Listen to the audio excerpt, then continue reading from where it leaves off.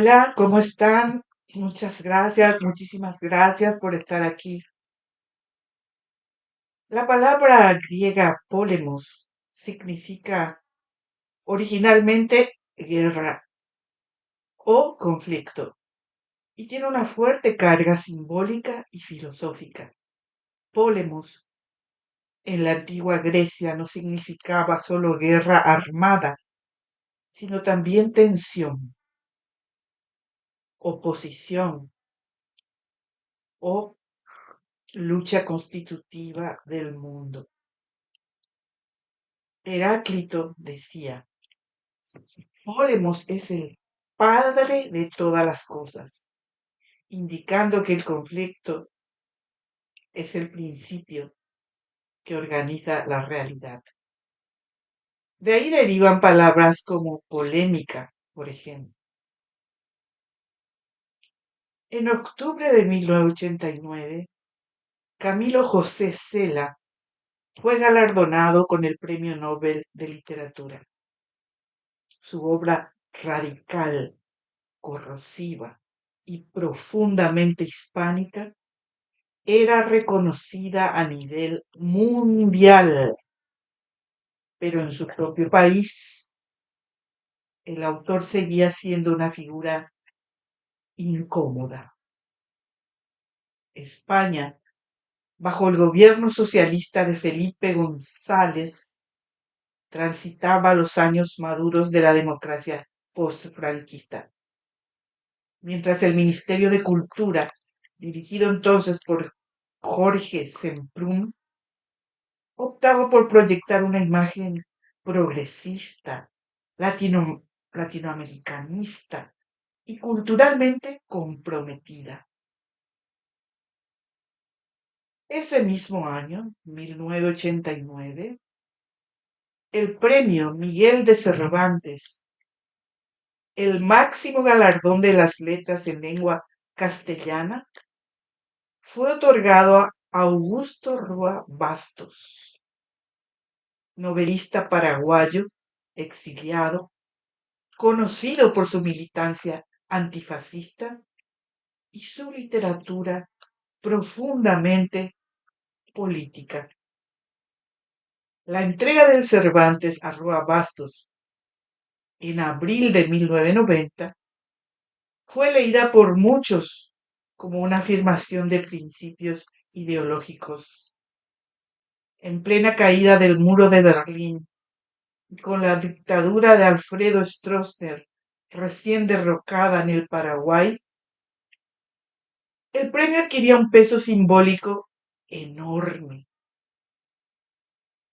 Pero mientras el mundo aplaudía a Cela con el Nobel, el Estado español lo seguía ninguneando en su propio terreno.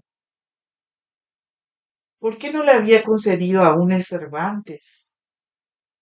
La pregunta se volvió más incómoda a medida que pasaban los años y Cela continuaba sin recibir el reconocimiento que parecía natural tras su consagración internacional.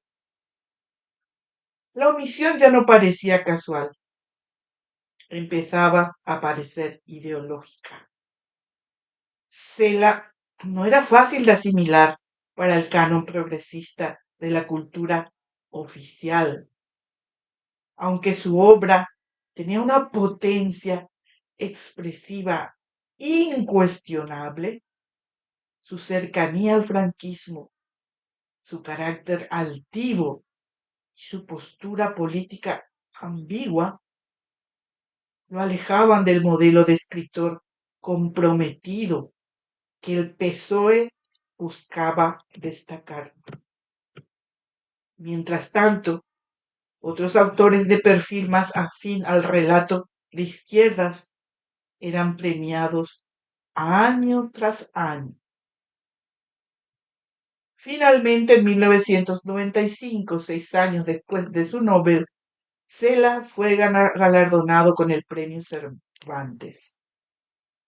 Para entonces su distanciamiento con el gobierno era evidente y su figura pública se había convertido en una especie de recordatorio incómodo de las tensiones no resueltas en la transición cultural española. El reconocimiento llegó, pero no como celebración compartida, sino como acto tardío, forzado, quizás necesario para saldar una deuda institucional. Desde una perspectiva más profunda, lo ocurrido con Cela puede leerse como el polemos, el conflicto, que es padre de todas las cosas. No es una guerra literal, sino un principio existencial. Todo lo que existe se manifiesta a través del conflicto. La verdad, el alma, el sentido mismo de una época, no emergen en la calma, sino en la lucha de contrarios. La figura de Camilo José Cela, vista así, se convierte en el escenario de una polémica cultural. Su exclusión prolongada de Cervantes no fue un olvido, sino una forma de expresar una lucha interna en la España democrática, entre memoria y olvido, entre reivindicación y vergüenza, entre lo que se quiere recordar y lo que se quiere borrar. El premio Roabastos en 1989 simbolizaba un relato, el de la izquierda antifascista, el exilio, la resistencia, mientras que Cela representaba otro, el del escritor incómodo, brillante, pero no alineado, heredero de un pasado que muchos querían superar, pero que seguía presente en la cultura. El Premio Cervantes de 1995 no resolvió esa tensión, simplemente reconoció la existencia del conflicto. El acto de premiar a Cela, tanto como el de haberlo evitado durante años, forma parte de una batalla simbólica más amplia sobre qué literatura y qué historia debe ser celebrada por el Estado. En definitiva, la historia del Nobel y del Cervantes de Camilo José Cela no es solo la crónica de un premio tardío, es una ventana al corazón de una cultura dividida, donde los premios no solo consagran trayectorias, sino que desnudan luchas internas sobre identidad, poder y memoria. En esa lucha, como diría Heráclito, se forja el sentido de una época y Camilo José Cela, con su genio contradictorio, fue su más incómoda evidencia. Asimismo, en otro octubre, ahora del 2025, el Comité Noruego del Nobel entrega el Premio Nobel de la Paz a María Corina Machado, líder opositora venezolana, por su resistencia cívica frente a un régimen autoritario que ha gobernado su país durante más de 2 décadas. El anuncio, lejos de generar un consenso internacional, desata también una tormenta política, ideológica y simbólica. El gobierno de Nicolás Maduro rechaza el premio, tildándolo de intervención extranjera.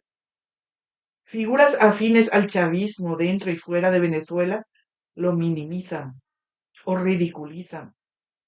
Incluso desde gobiernos de izquierda en Latinoamérica, como el de Colombia, se esgrimen críticas veladas o directamente se guarda silencio.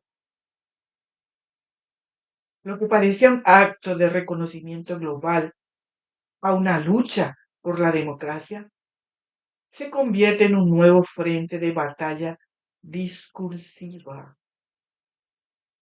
Este conflicto no es anecdótico, es fundacional, es el pólemos, es el padre de todas las cosas. La polémica, la tensión originaria, el conflicto que hace que la verdad se manifieste. Todo lo que existe lo hace a través de una lucha interna entre contrarios. El mundo no se ordena en armonía, sino en confrontación. Desde esta mirada al Premio Nobel de la Paz a María Corina Machado no es un gesto de reconciliación, sino el lugar exacto donde se manifiesta un conflicto esencial sobre qué entendemos por paz, democracia, legitimidad, soberanía y justicia. Y más aún, sobre qué relatos tienen derecho a convertirse en hegemónicos. El Nobel entonces no cierra una herida, la abre, no pacifica, revela, no unifica, desencadena un polémico. En Venezuela y en buena parte de América Latina coexisten y colisionan dos narrativas irreconciliables. Por un lado, la que considera que el chavismo representa una revolución popular acosada por potencias extranjeras que debe defender su soberanía a toda costa. Por otro lado, la que denuncia ese mismo régimen como una estructura autoritaria, represiva, empobrecedora y violatoria de derechos humanos. María Corina, con todos los matices que puedan rodearla, cristaliza la segunda narrativa. Que sea ella quien reciba el Nobel de la Paz no es inocente. Es una afirmación del mundo sobre el cual es, a su juicio, la causa justa. Pero esa afirmación no ocurre en un vacío, ocurre dentro de un espacio donde ya hay otra afirmación en curso, la del régimen que se considera revolucionario, la de los sectores que aún reivindican la izquierda tradicional, la de los que rechazan cualquier premio internacional como expresión del imperialismo cultural. El resultado es inevitable, colisión de sentidos, disputa de legitimidades, fractura simbólica. En resumen, polemos. Hay que ver ese conflicto no como una desgracia que hay que evitar, sino como la verdad misma del ser humano, que solo se desoculta en la tensión. En ese sentido, el Nobel a Machado no debería verse como un premio en sí, sino como un acontecimiento existencial, un momento donde lo que estaba oculto, las fracturas internas, las luchas por el relato, la violencia del poder simbólico, queda expuesto. El Nobel no impone un final feliz, prolonga el conflicto, pero en ese prolongarse lo hace visible, lo nombra, lo sitúa. Y en esa visibilidad, esa luz arrojada sobre el abismo, es quizás el único camino hacia una comprensión más profunda de lo que ocurre, no solo en Venezuela, sino en toda América Latina. Un continente aún desgarrado entre pasado y futuro, entre revolución y democracia, entre redención y resentimiento. En la Venezuela del 2025, el Premio Nobel de la Paz a María Corina Machado no representó un cierre simbólico, sino la apertura de un nuevo campo de tensiones. Fue la manifestación de una lucha profunda, un conflicto fundante que revela lo que está en juego. La figura de María Corina se convirtió en el lugar donde colisionan dos narrativas irreconciliables, la de la legitimidad democrática y la de la resistencia revolucionaria. Lejos de ser un gesto unificador, el Nobel desveló la verdad oculta del momento, que la lucha por el poder el relato y el sentido siguen curso y que, como dijo Heráclito, el conflicto sigue siendo el padre de todas las cosas. Hasta la próxima.